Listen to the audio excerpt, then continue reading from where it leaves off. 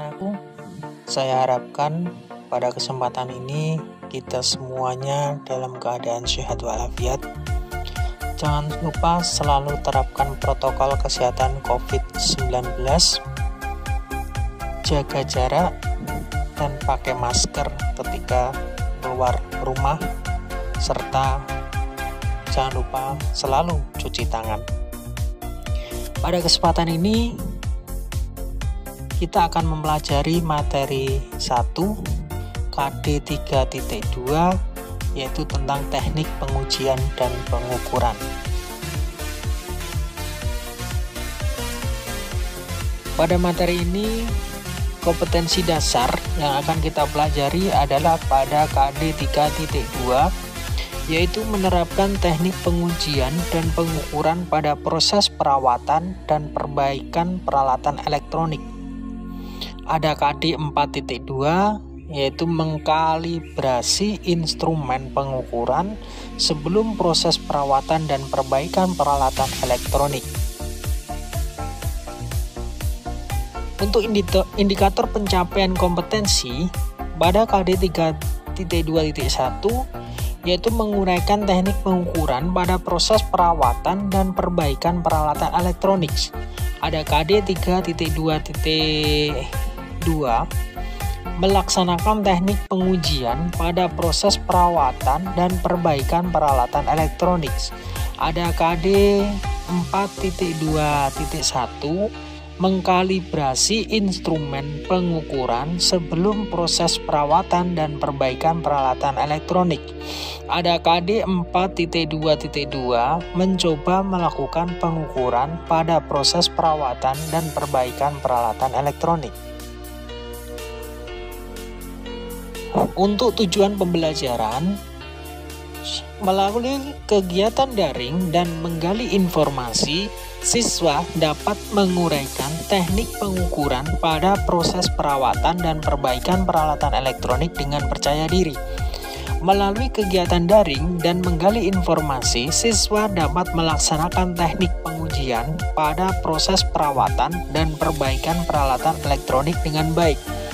Melalui kegiatan praktikum, siswa dapat mengkalibrasi instrumen pengukuran sebelum proses perawatan dan perbaikan peralatan elektronik dengan benar.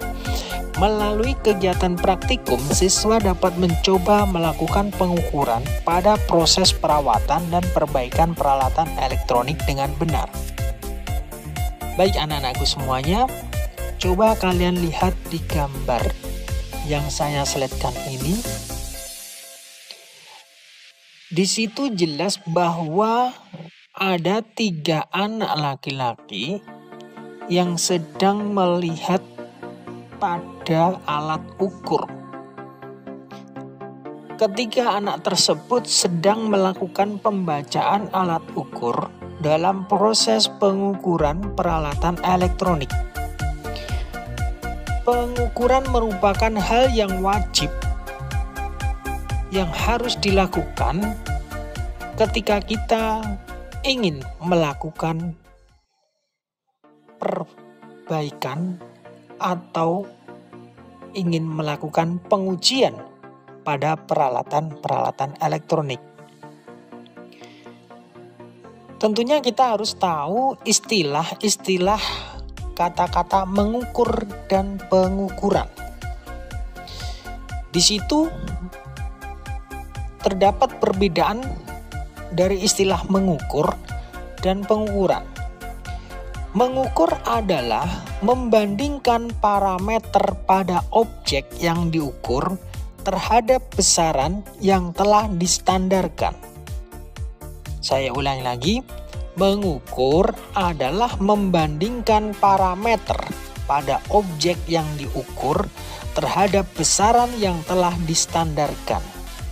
Sedangkan pengukuran merupakan suatu usaha untuk mendapatkan informasi deskriptif kuantitatif dari variabel-variabel fisika dan kimia suatu zat atau benda yang diukur. Contohnya adalah panjang 1 meter, kemudian ada massa 1 kilo, itu adalah dikatakan sebagai pengukuran. Baik, kemudian ada tahapan-tahapan dalam pengukuran.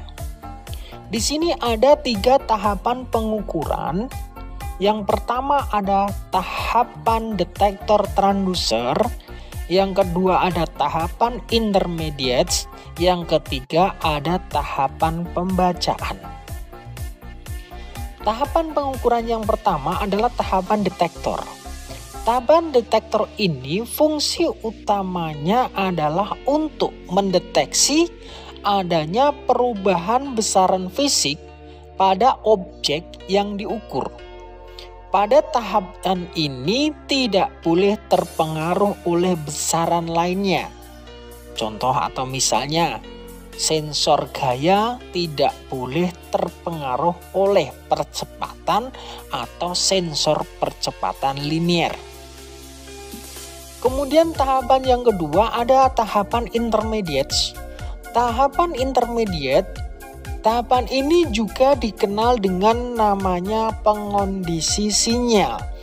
Pengondisi sinyal yang dihasilkan pada tahap pertama agar dapat dinyatakan ke tahap terakhir. Misalnya pada tahapan intermediate ini adalah seperti penyaringan sinyal dari tahapan detektor, transducer, ada penguatan sinyal dari tahapan detektor dan transducer, dan ada transformasi sinyal dari tahapan detektor ke transducer untuk dikirim ke tahapan pembacaan. Kemudian tahapan yang ketiga adalah tahapan pembacaan. Tahapan ini mengandung informasi dalam level yang dapat disensor oleh manusia atau perangkat kendali. Misalnya, gerak relatif di mana jarum penunjuk skala atau gerakan gelombang pada osiloskop.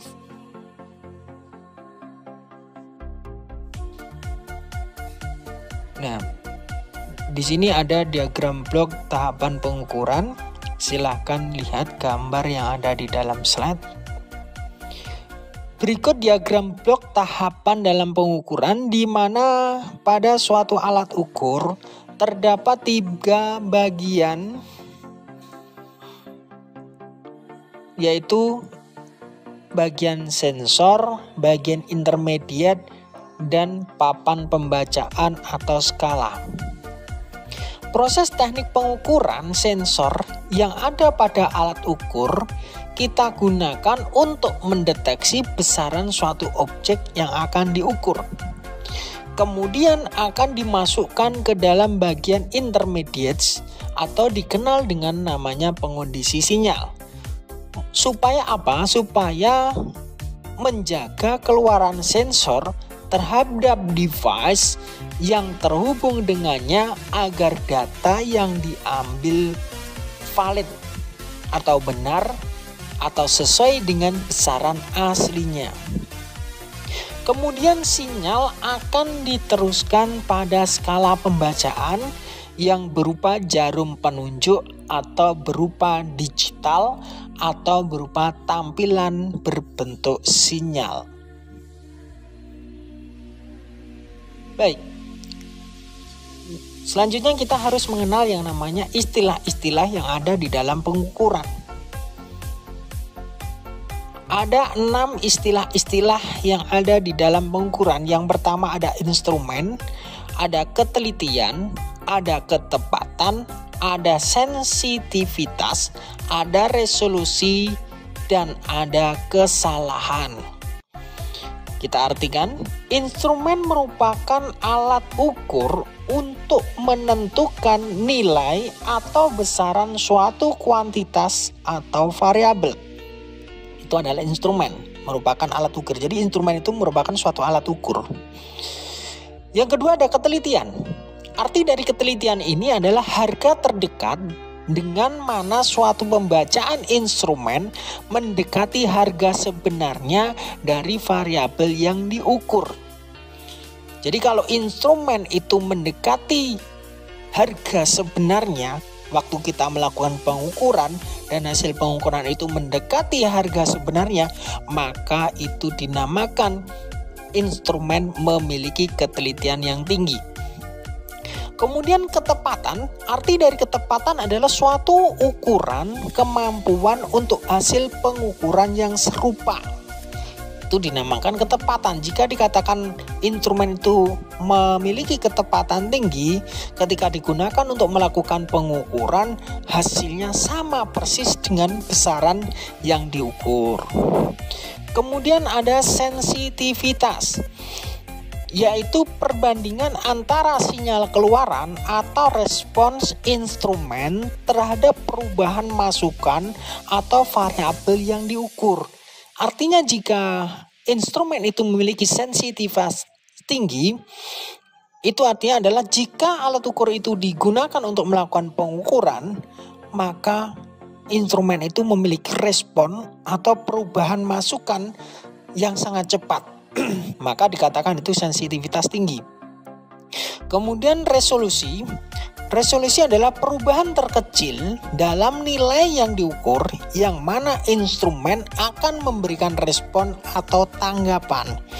Artinya, jika instrumen itu memiliki resolusi tinggi, jika dipakai untuk melakukan pengukuran, maka instrumen itu dengan cepat akan meresponnya. Di sini merespon perubahan atau tanggapan pada suatu objek yang diukur. Kemudian kesalahan.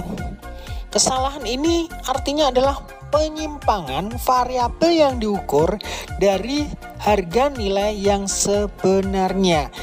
Maka lebih bagus instrumen itu memiliki kesalahan yang lebih kecil dibanding kesalahan yang lebih besar.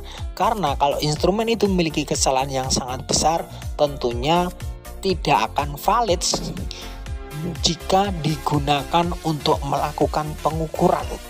Maka diharapkan instrumen itu harus memiliki kesalahan yang kecil. Baik, berikutnya adalah kesalahan-kesalahan dalam pengukuran.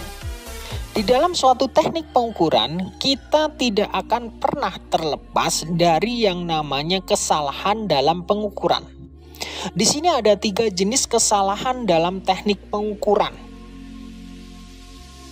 Yang pertama ada kesalahan umum, yang kedua adalah kesalahan sistematis, dan yang ketiga ada random error atau dikatakan sebagai kesalahan acak yang tak disengaja. Baik, saya jelaskan. Kesalahan umum atau dikatakan gross error, kesalahan ini banyak disebabkan oleh kesalahan manusia. Di antaranya yaitu kesalahan dalam pembacaan alat ukur, kesalahan dalam penyetelan yang tidak tepat, kesalahan pemakaian instrumen yang tidak sesuai, dan kesalahan penaksiran kesalahan. Maaf, saya ulang lagi, kesalahan penaksiran. Kesalahan ini tidak dapat dihindari, tetapi perlu dicegah dan diperbaiki. Terus kemudian saya jelaskan tentang kesalahan sistematis. Kesalahan ini disebabkan oleh kekurangan pada instrumen itu sendiri, seperti kerusakan atau ada bagian yang aus dan pengaruh lingkungan terhadap peralatan atau pemakai. Terus kemudian ada yang ketiga tentang kesalahan acak yang tak disengaja atau random error. Kesalahan ini diakibatkan oleh penyebab yang tidak dapat langsung diketahui, diantaranya sebab-sebab perubahan-perubahan parameter atau sistem pengukuran terjadi secara acak. Nah, kemudian yang perlu dilakukan untuk menghindari kesalahan, terutama pada kesalahan sistematis, itu ada 3 yang harus kita lakukan supaya kita terhindar dari kesalahan sistematis. Yang pertama, memilih instrumen yang tepat untuk pemakaian tertentu. Yang kedua, menggunakan faktor-faktor koreksi setelah mengetahui banyak kesalahan. Yang ketiga, mengkalibrasi instrumen tersebut terhadap instrumen standar. Baik, berikutnya adalah kalibrasi. Setiap sistem pengukuran harus dapat dibuktikan keandalannya dalam mengukur. Prosedur pembuktian ini disebut dengan namanya kalibrasi. Kalibrasi pada instrumen sebelum digunakan untuk melakukan pengukuran sangat penting sekali dan hukumnya wajib harus dilakukan. Kalibrasi dapat mengurangi kesalahan, meningkatkan ketelitian pengukuran. Langkah prosedur kalibrasi menggunakan perbandingan instrumen yang akan dikalibrasi dengan instrumen standar. Baik anak-anakku sekalian, itu tadi materi 1 pada KD 3.2. Silakan kalian pahami, kalian cermati, kalian gali informasi yang ada di materi ini. Semoga bermanfaat buat kita semua. Saya ucapkan terima kasih. Wassalamualaikum warahmatullahi wabarakatuh.